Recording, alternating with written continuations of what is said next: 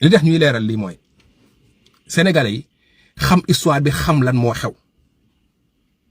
parce que boo déggee Barthélémy Dias di wax dafa mel ni Barthélémy Dias am na jongante bu mu mës a sekk ak Ousmane Sonko am lu mu jëflanteeg moom wala am na loo xamante da ko may Ousmane Sonko ci fi mu toll ci politique te day baax ñu leeral ko après ñu avancer sénégalais yi mën a xam kenn bañ leen a manipuler.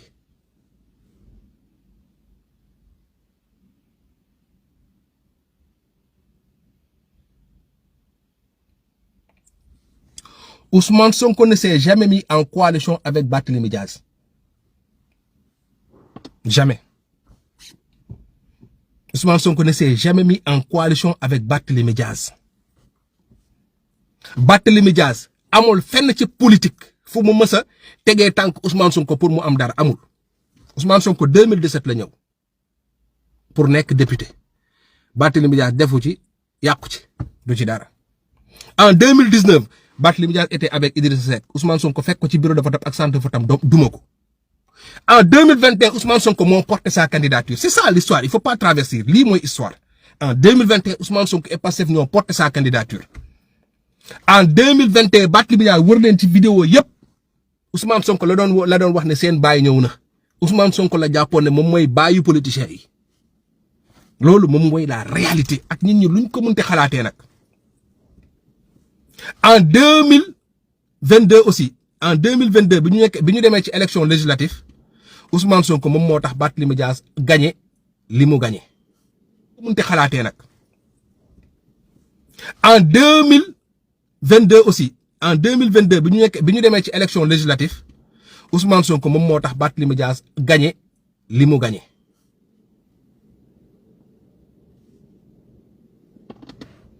xamu leen di wan ne Ousmane Sonko sax dooleem dafa yàgg taxaw Dakar Ousmane Sonko la coalition Idy président bi nga xamante ni ténor yi nekk ci opposition bi yëpp ñoo ci nekkoon en 2019 9000 voix la ñu rey Ousmane Sonko dans tout le département de Dakar ils étaient à 102 000 voix Ousmane Sonko était à un peu plus de 93 000 voix 9000 voix la ñu reyoon Ousmane Sonko en 2019 la coalition bu mag boobu nga xam ñoom ñu ngi ci woon Idy nekk ci Malick Gakou tout le monde était dedans Abdoul Mbaye et tout le monde était dedans.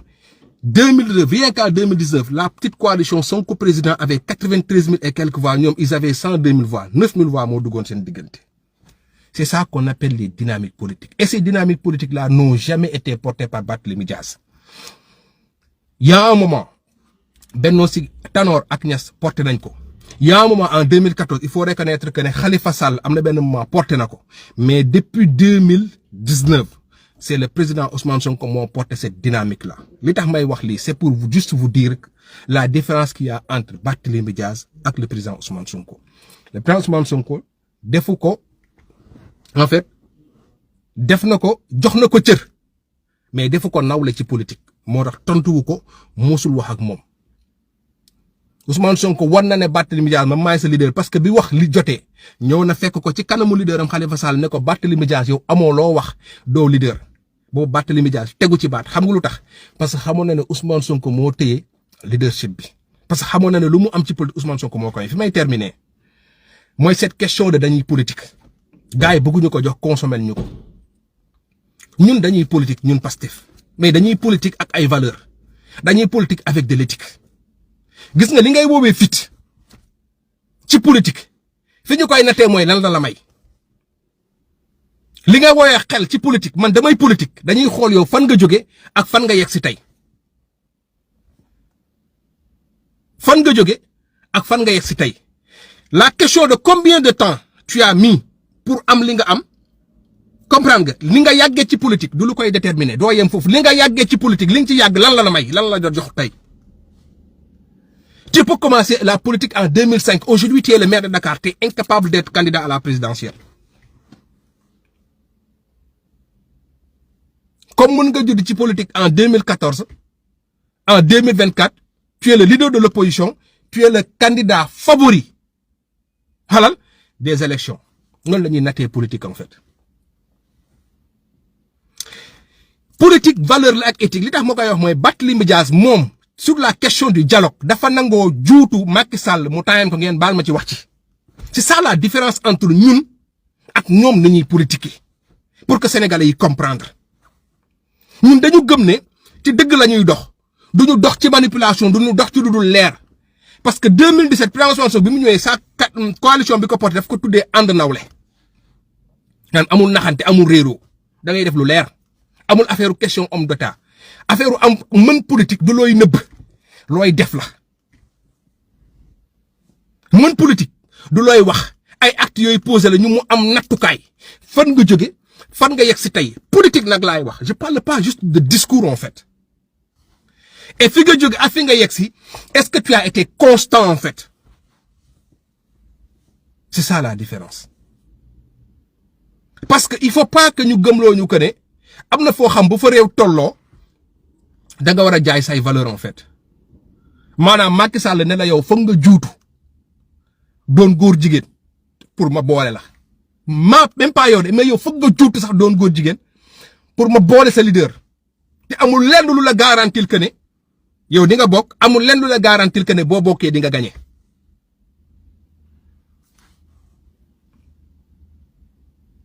c'est ça la différence ñun on a su changer cette façon de faire de la politique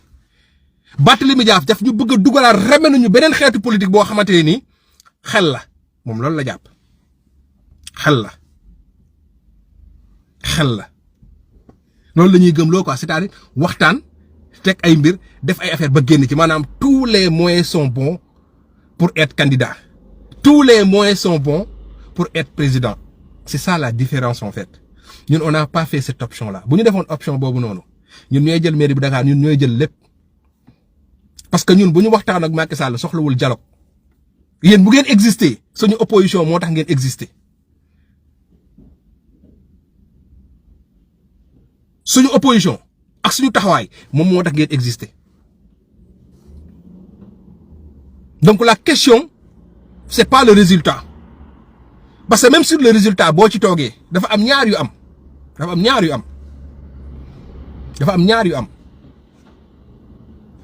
Barthélémy Dias bu taxawee ne la par exemple waxtaan bi moom moo indi dialogue bi waxtaanu dialogue bi moom moo indi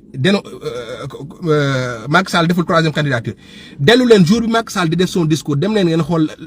le poste de Barthélémy Dias yow koo xam dialogue nga ak moom ba mu garantir la que ne moom du def troisième candidature bu demee ba war a def déclaration yow t'as pas besoin de t'inquiéter en fait bu dee t'es un génie politique soxla woo ko et pourtant jour bi Macky Sall di déclarer sa candidature Barthélémy Dias dem na def benn poste di artu te nee na waxtaan bi moom moo indi renonciation troisième candidature bi en fait c'est-à-dire moom dafay insinuer que ne tous les gens qui n'ont pas participé au dialogue ñoom bokkuñ ci ñu xeex troisième candidature bi en voulant toucher Ousmane Sonko il a touché toute la société civile yaanaa maar ñeneen ñëpp ñi nga xamante ne ni ànduñu woon ci dialogue bi léegi nag histoire mi ngi suñu kanam mooy tey dialogue bi lan la ñu nar a jural ce que les gens veulent nous vendre tey moom mooy que ne le Ousmane Sonko dans sa communication fa laay terminer mooy Ousmane Sonko il y a deux options yu am te ñun ñëpp xam nañ ko mooy soit Macky Sall da koy tëj on perd gagné du ñu dem élection du ñu dem vote parce que du gagné ñoom ñu gagné ñu tëj ñu soit ñun on gagne dañuy dem élection ñoo xam ne ñu dem élection ñu gagné dégg leen li mu wax de mu ne bii mooy am te bii bu amul man sama loxo mi ngi ci te du mos a wax nan la ci loxoom demee.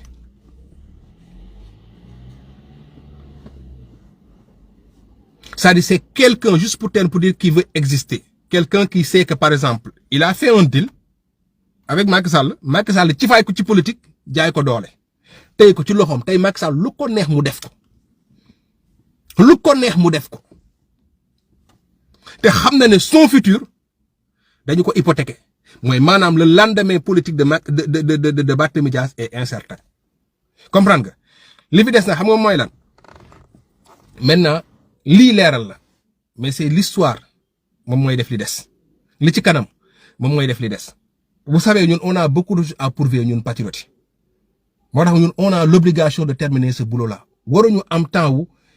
di calculer on doit gagner ce combat là pour que Barthélémy Dias pour que Macky Sall pour que ñu mel ni ñoom ñu dégager leen dans le landerneau politique. Parce que c'est des gens yoo xamante ni fi ñu war a nekk li tax du ñu mës a dem ci ay débat wu modèle économique lu tax du ñu mës a dem ci débat wu franc CFA li tax lu ñu mës a dem ci débat wu réforme et machin c'est des gens yoo xamante ni ils nous ont toujours tiré vers le bas en fait. C'est cette opposition là bi ñu mës a gëmloo que ne pouvoir bu nee fii nii ngay opposé wu en fait c'est cette opposition qui a toujours été là mais qui n'a jamais mis de matière grise xam nga ci débat bi. fii la ñuy voté nii la ñuy voté fichier électoral bi nangam sangam ci loolu rek la ñuy nekk. dem naa procès demuma procès may si yooyu rek la ñu nekk en fait ci yooyu kese la ñuy nekk te Barth il sait que fi ñu jëm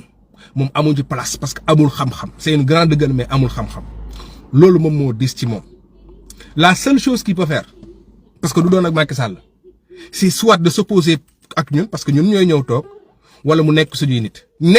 bi moom xam na ne jeex na. dégg naa ko mu ne ñëw na Paris. c'est que moom daf ñuy inventé ay xeex ñëw na Paris gars yi naan ko non booy dañuy yàq mu ne moom mooy Barthélémy Dias ñëwal Bordeaux fii boo fi ñëwee Bordeaux man bu mu bëggee tégal sama am may tégal sama am parce que yéen da ngeen a ñëw di jaay ñin ñi que ne yéen da ngeen am fit da ngeen am doole dafa am nu ngeen mel bi nga ñëwee Paris ñin ñi taluñu la patriotes yi taluñu la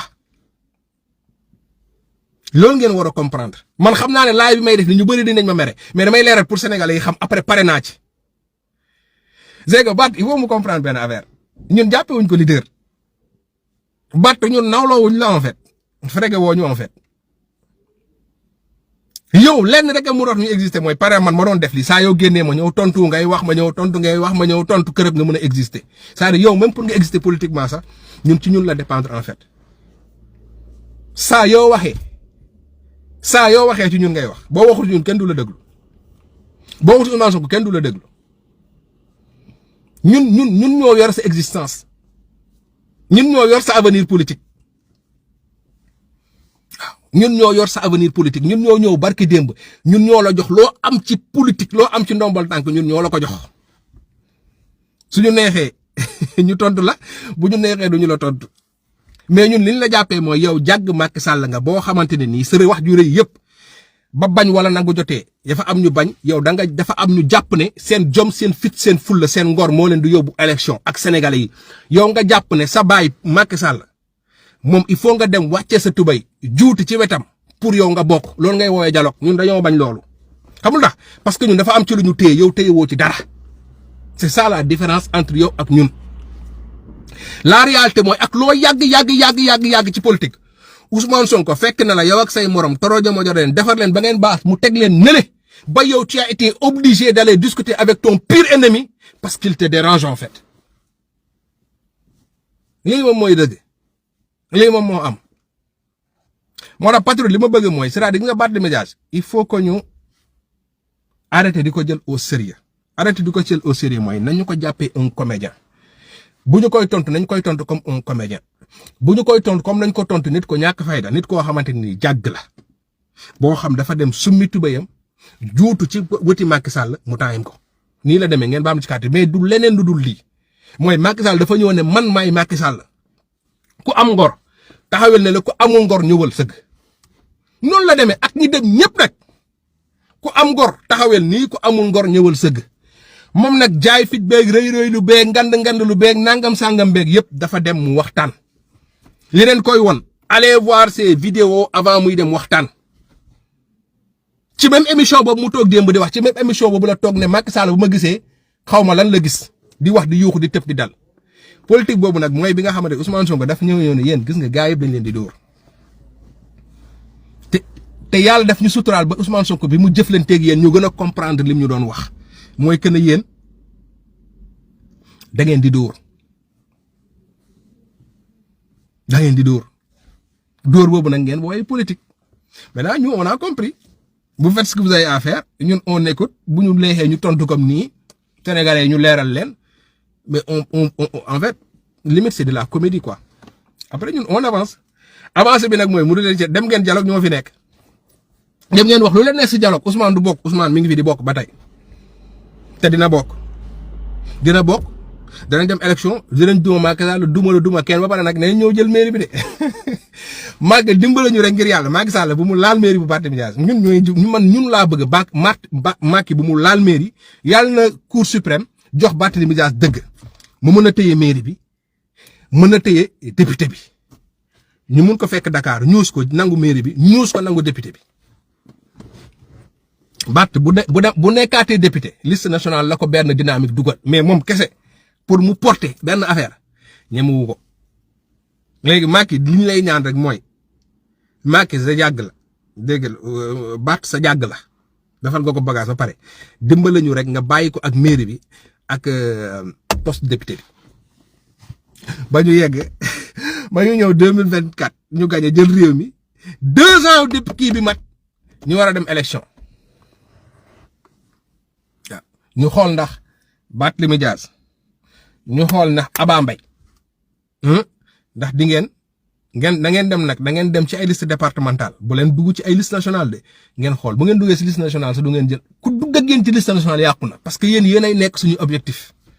du ngeen laalaat mairie du ngeen dégg monsieur le maire jeex na 5 ans boo ko defee mairie bu Dakar jeex na te gis nga Dakar waay yi ngay dóor naan Dakar waay yi nekk ci yow Dakar waay ba nga sentir ne àndoon ak yow Dakar waay bu ñu àndoon ak yow c'est que loolu moo logiqueul yow doo dugg Yewwi Askan bi yow Dakar waay bu la leer na yow la ñu àndal ba Khalifa Sall tànnee Soham Wardini yow da ngay génn Yewwi Askan bi 15 millions tëwu la nga teg sa 15 millions def sa liste nga dem mais nee naa ne Barthélémy Dias dans son histoire vous le verrez jamais être un leader de quelque chose jamais c'est pas dans son ADN il n'est pas fait pour ça en fait Barthélémy Dias il est fait pour di lambar ci gannaaw nit noonu la te il va mourir comme ça il sera jamais un leader jamais il ne sera un leader loolu nag xëy na moom moo ko metti suñu Baye Fall bi jóge fi ñëg si 2014 ñëw di def lu ko neex voilà ñëw fi def lu ko neex suba bu xefee sax bu deful ndànk sa Macky Sall bu dofloo ci yi mu nekk nii day xëy Barthélémy Dias xolal bu xëyee boo dofloo Bassirou Diomaye mooy nekk sa président wala Guy Marius Sagna wala peut-être benn Issa mi seen xol yi dina dagg de nee naa leen fii ñu jëm ci Sénégal képp koo xam na nga am problème ak patriote yi mais del naan ndox yaa am sérieux problème parce que ñun dañu xam ne ñun ñoo ko tedd dañu xam ne ñoo ànd ak askan bi te gis nga affaire nante yoo ngeen di jaay ay ndaanaan nga ay yooyu noonu waaye Barthélémy Dias ñun xam nañ la c'est beaucoup de choses ah c'est gars yi dañuy dóor quoi dañuy ñëw di affaire ndaanaan ñun ñëpp Dakar lañ juddoo baay ñun ñëpp mën nañ ñëw di affaire duñ ndaanaan ndaanaan laa mooy lan ndaanaan du dóor jigéen Barthélémy Dias da ngay dóor jigéen xam nañ lu bari ndaanaan mooy lan ndaanaan mooy xam nga def vap xam nga di miir xam nga boo ne affaire xale yi jigéen mën na la ndaanaan laa boo ne kii mën na la Pam Ngañ ndaanaan laa ndaanaan daal mooy solu sanc duul fenn loolu mooy Boy Town du loolu de Ousmane Sonko Boy Town ni dëgg nekk Dakar Boy Town mooy booy Dakar yi xam lu ñu bëgg am ay nante kenn mënu leen dóor xam luy dëgg ak luy fen nga toog télé wax ba géex yaakaar na yow c'est-à-dire li ngay incarné liñ ñu mës a jaay ci ay Boy Town jàppaar ne ay waxin la ay jëfin la benn comportement la affaire de non yooyu jeex na gars yi ci dëgg la ñuy dox en fait gars yi da ngay nekk ci dëgg dóoroo leen bu leen dóor quoi gis nga nouvelle génération bu leen dóor bu leen ñoo di dara ëppale woo leen dara ñëwoon nga teg ko ci tempo rek gars yi ñu ànd ak yow Ousmane Sonko deful leneen lu dul loolu te li leen di naqari mooy li leen di gën a bonloo seen xol mooy affaire de Boy Town bi ngeen di ñooti affaire dañ ñëw sàncee màcc tuñ wax fii kërëb man Dakar dama ko xam nii kërëb yow ni nga bokkee Dakar sax xam nañ ko mais duñ ci ñëw da duñ ci sori loolu fregewul nit ñi léegi Ousmane Sonko mooy jege nee naa la ëmbam lay jóge Casamance jaar Thiès gàdduwaat ëmb bi ñëw dugg si Dakar dafa ñëw foofu noonu tasaare ko ngeen naan waa Dakar génn leen seen baay ñëw na loolu mooy histoire Bart yow élection yi ñu génn devant Ousmane Sonko yow tu t'es en fait tu as été le Farba Senghor de Ousmane Sonko le Farba Senghor di représenté ci Macky Sall bi ñu yegsee ci élection rien que pour nga dégg titre monsieur le maire dégg nangam tu t'es réduit à porter le micro pour dire bojo yi seen baay ñëw na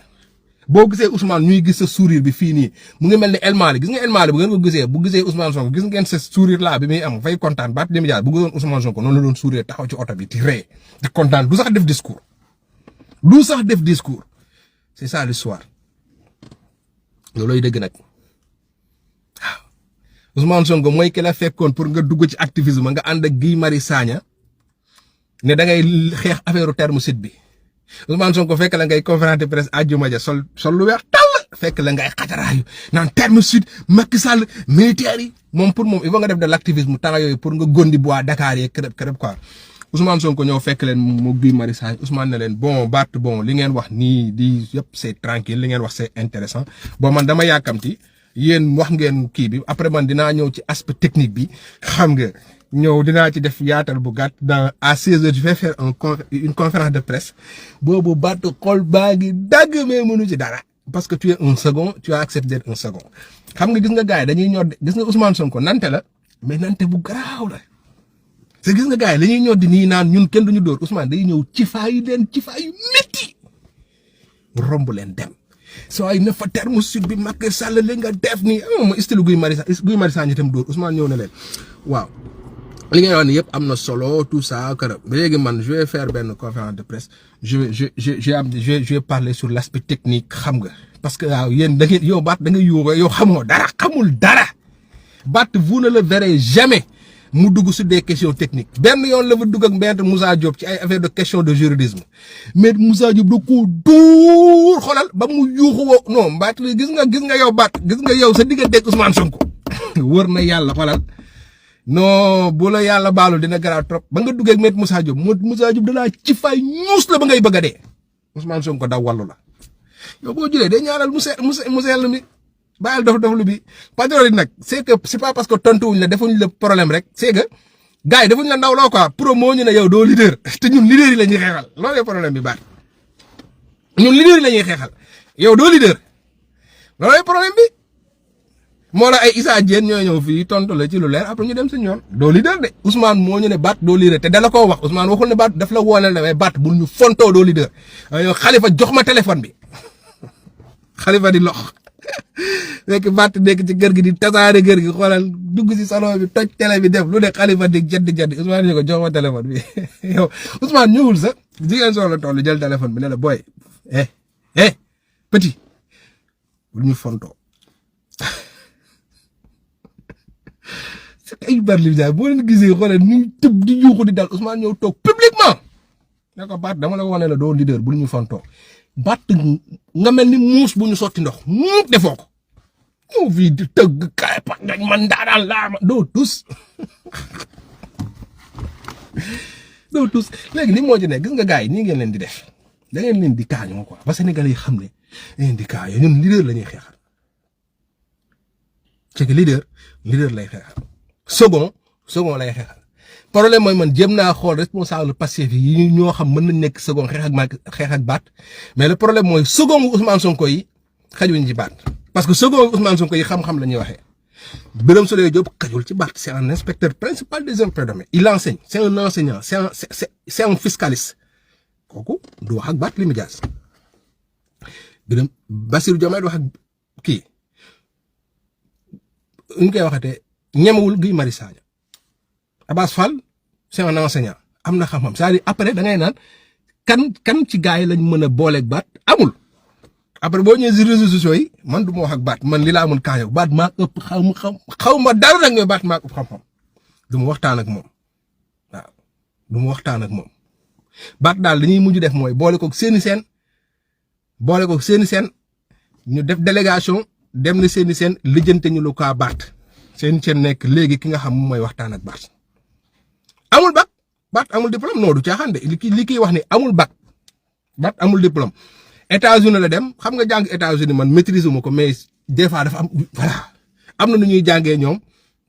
am na ñuy jàngee rek jékki-jékki am seeni diplôme ñëw toog Barth jàngul moo tax xoolal vous ne verrez jamais Barthélémy Dias mu toog dans un débat moo tax Barthélémy Dias mu ñëw toog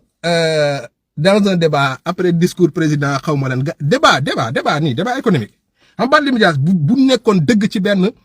bu nekkoon ci dëkk bu normal Barthélémy Dias li muy woote tey Barthélémy Dias war na mën a toog ak Mame Boye Diao débat ak moom Barthélémy Dias war na toog moom Mame Boye Diao comprendre nga ak Abdourahmane Diouf mais Barth ñemewul sax toog moom Pape Djibril Fall ak Thione Niang nga xam ñooñu la xaw a tolloon ci politique parce que Barth amul xam-xam de Barth gise naa def naa fii maa demoon fee ma demee Tamba ba ma duggee fii c'est-à-dire noonu rek moom nee naa leen Barth ay day agité wu Ousmane ak ay Guy Marius Sagna dañu am xatar ils peuvent faire de l'activisme mais c'est quelque chose c'est très réfléchi il s'agite pas Barth day agité wu waaw Barth il s'agite waaw Barth il s'agite yow parce que boo nee nit ci ngor dañ ko tëj prison man duñ ko tëj prison may génn ci biti kii peut le plus pour le moins kooku na la damay dem dialogue amul loo ko yàqul ci àddina Barth amul sax leader loo gars ay gis nga rek